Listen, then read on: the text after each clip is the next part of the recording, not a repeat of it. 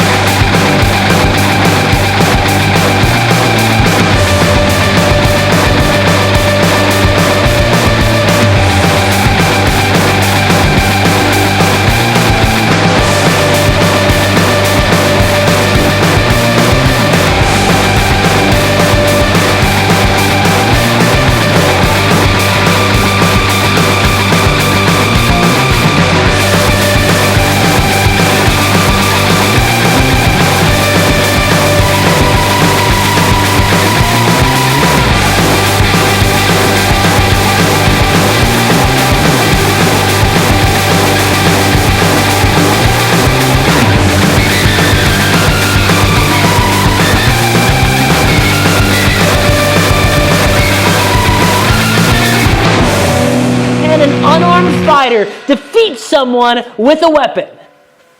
No. Listen, I'm sure you've all seen a tutorial video or surveillance cam footage or read a story about somebody who was unarmed who defeated someone with a sword or a knife or a gun. And while this does happen, it comes down to luck. All luck. Weapons are really good at killing and hurting people. They give you enhanced range, enhanced lethality. I know that there are images in the manuals where people are disarming other people with swords. There's things out there from other cultures, but almost all of those already have the weapon in a compromised state. All of these techniques have assumed you've already survived the most dangerous part about fighting a weapon, closing the distance. Every time you see one of these techniques, it happens in this close quarters spot where I already can reach the offhand, the sword hand, I can move them around and do something. But in reality, I've got to survive getting there first. And let's just be honest with ourselves.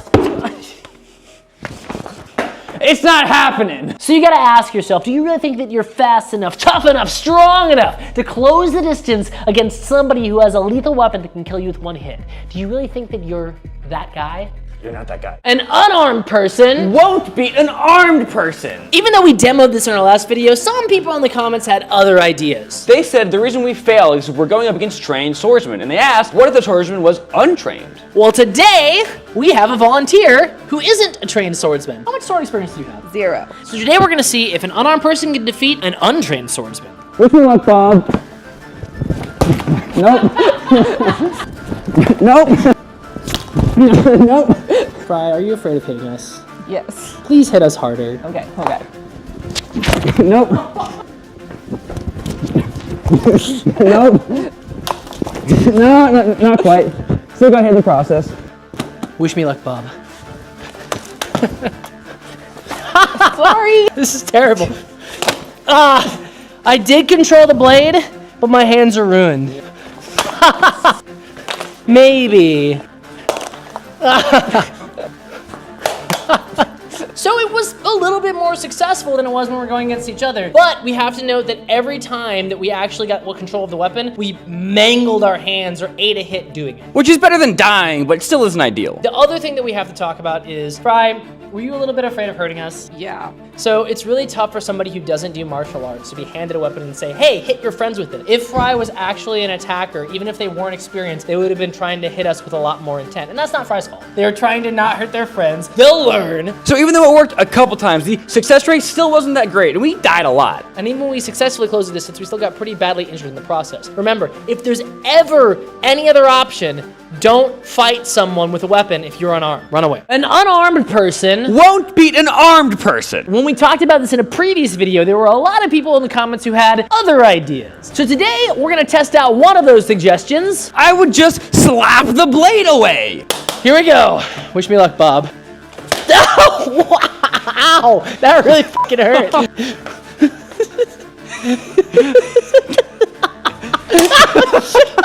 Stabbing! Maybe it'll work for stabbing. Cut! I feel bad. Should we swap? No, I'll try one more time. I got my rib. Slap it out of the way. Slap it out of the way. You got a punch. I ate it like 3 times when I punched you. I think to be fair, one more try and you get to cut. I'm so not afraid of you at all. You're not gonna just slap away a cut. Now you tell me. Even if you sacrifice your arm to block a cut, there's nothing stopping me from just cutting you again. The same problem happens with thrusts. Even if you manage to slap a thrust away, there's nothing stopping him from just thrusting you again. Because if I had my own threat, he would have to respect the fact that I can hit him and then parry. But if there's no threat coming in other than maybe a punch, then there's no reason for him not just to keep thrusting until I die. Even if you punch me in the face, I can just keep cutting you. Who cares? It's a punch. I ate so many hits on the way to that one punch that I got. It really felt like kicking a puppy when it was down. I hurt now.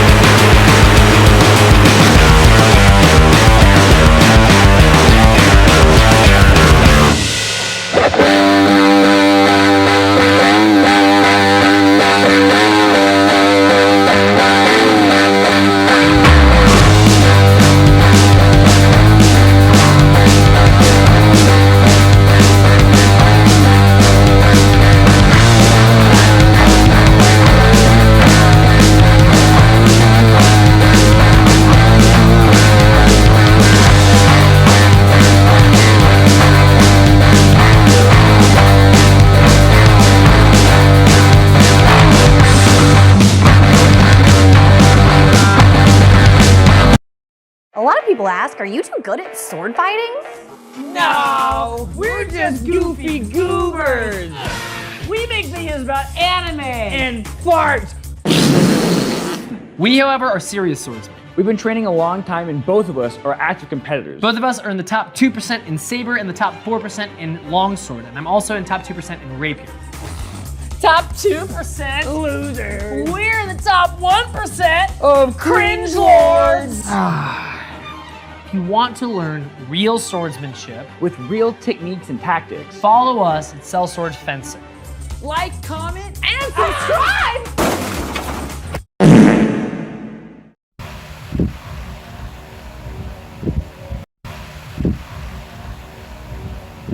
I put 8 martial arts experts in 5 different surprise attacks.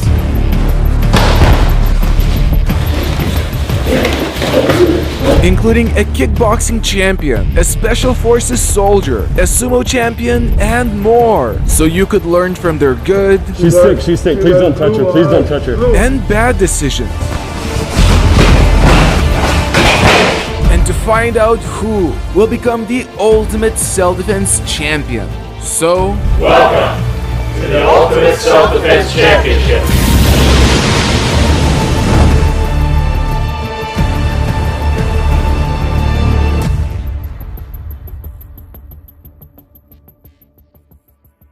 and former Canadian Special Forces soldier Randy Turner was going to go first. This is where every scenario will start. As soon as this is taken off, it is go time.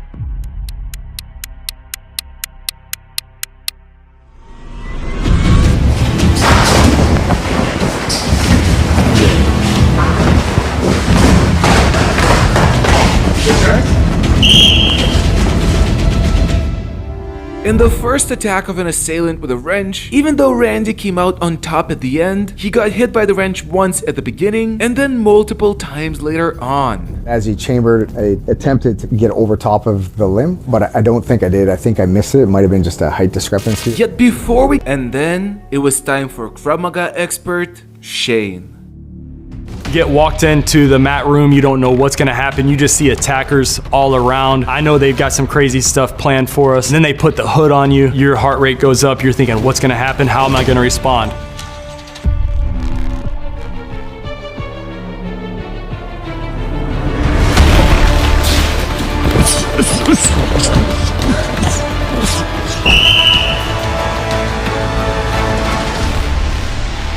Although Shane did a number of things well by attempting to knock the attacker out early and getting into a good clinch to minimize the attacker's ability to strike with the wrench, unfortunately, just like Randy, he got hit clean on the head at the very beginning and then 2 more times right after. I did my best to cover my head. Don't think I got my hands to cover my head just quick enough. Yet Shane did not have a lot of time to contemplate his mistake, and their real troubles started from the next attack.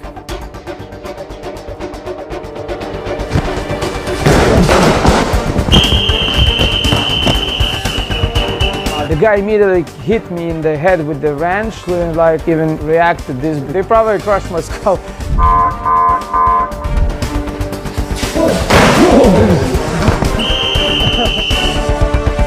Both Dillis and Gabriel got quickly removed by the wrench attacker, but Josh wasn't set to go down so easily. My strategy of just attack first without thinking and bouncing babies off the floor seemed to be working, so.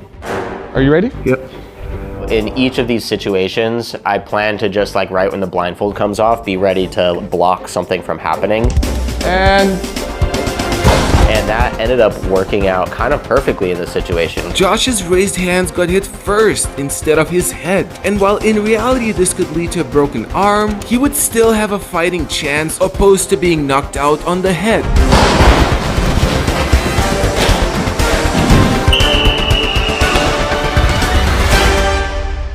Although Josh's position after the takedown left him vulnerable to still getting wrenched in the head, he showed an improved performance from Dillis and Gabriel by being able to block the wrench with his arms first. Haven't done much, if any, work in defending against a wrench, but I've done a bit of work of defending against a baseball bat, so my approach to this was to approach it the same as I would with a baseball bat.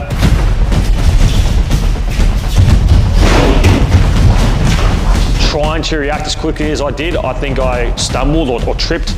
I pulled back, realized that there was no way I was going to be able to handle the distance. So I think back to my first season of USDC. Where was that at? Australia. What's in Australia? Crocodiles. So I go for a crocodile roll on his feet.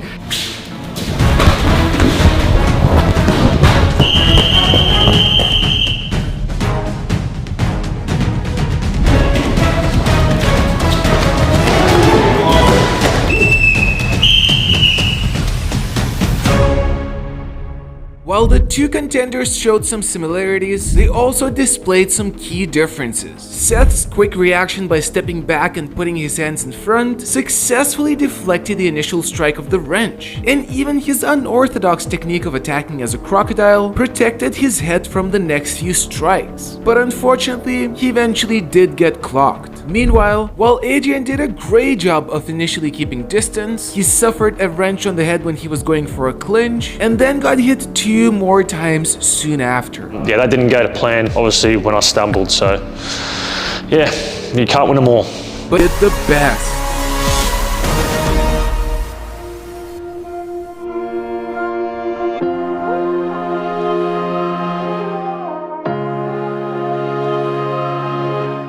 Tell us when you're ready. Ready?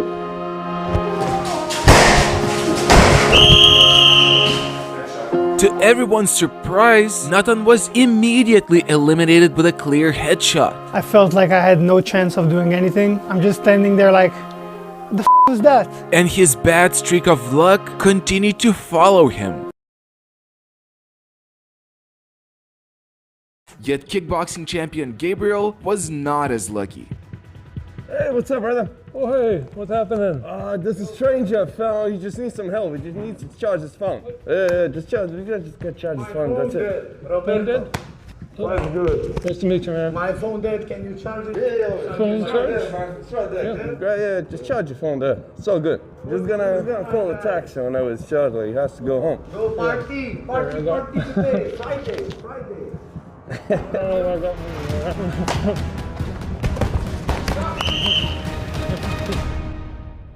Gabriel's instinct to move the money was a good decision, but he neglected to see the wrench as a dangerous improvised weapon, showing just how different of an outcome the same situation may have. What happened?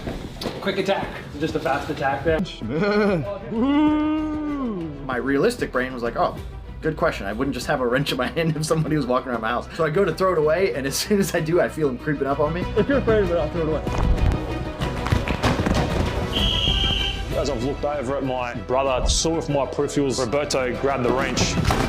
Oh, what the fuck?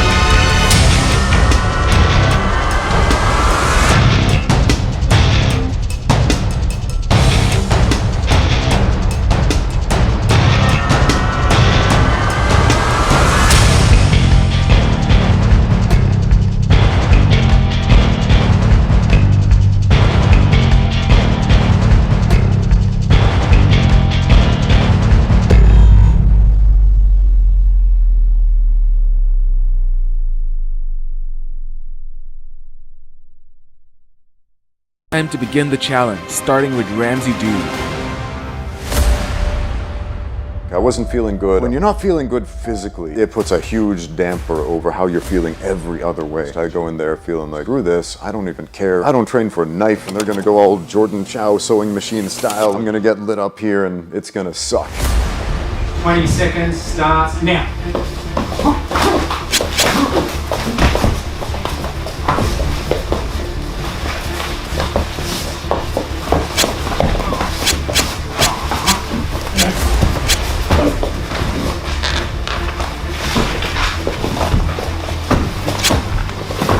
And time!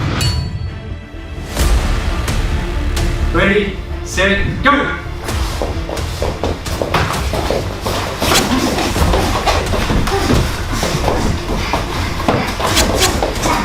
I held the hand that the knife was in thinking, all I need to do is hold you here for a couple of seconds. I don't even need to hit you. And then I feel this little on the other side. What are you doing? Oh, the marker's on the other side. You changed hands.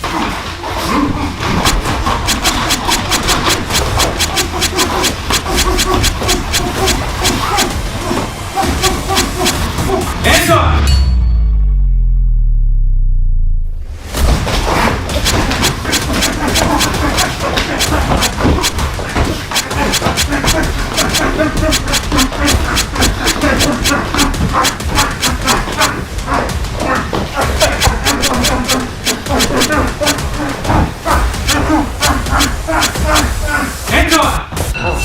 I'm gonna get lit up here and it's gonna suck. Self-fulfilling prophecy, that's exactly what happened.